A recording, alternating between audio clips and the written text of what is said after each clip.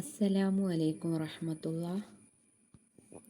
ഒരാൾക്ക് എന്തെങ്കിലും ഒരു ആവശ്യം നേടിയെടുക്കാൻ മഗ്‌രിബ് നിസ്കാരത്തിന് ശേഷം അതേ സ്ഥലത്തിരുന്ന് എഴുന്നേൽക്കുന്നതിന് മുമ്പായി 40 തവണ ഫാത്തിഹ പൂർത്തീകരിച്ച് ഓതുക. ശേഷം ദുആ ചെയ്യുക. ആവശ്യം നിറവേറുന്നതാണ്. സൂറത്തുൽ ഫാത്തിഹ എല്ലാ രോഗങ്ങൾക്കും ശമനമാകുന്നു. നീ ഉറങ്ങാൻ വിരിപ്പിലേക്ക് ചെന്നാൽ ഫാത്തിഹയും ഇഖ്ലാസും ഓതുക. മരണമല്ലാത്ത എല്ലാത്തിൽ നിന്നും നീ സുരക്ഷിതയായി നിൽക്കും. നബി സല്ലല്ലാഹു അലൈഹി വസല്ലം പറയുന്നു. സൂറത്തുൽ ഫാത്തിഹയും ഇഖ്ലാസും ഓതുന്നത് സാമ്പത്തിക പ്രയാസങ്ങളിൽ നിന്ന് രക്ഷയ്ക്ക് ഫലം ചെയ്യും.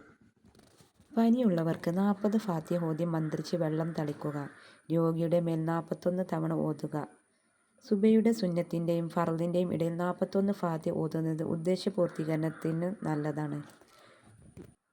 മുറിവിൽ വെക്കുന്ന പഞ്ഞിയിൽ 7 തവണ ഓതുക. ഇൻഷാ അല്ലാഹ് പെട്ടെന്ന് സുഖപ്പെടുന്നതാണ്.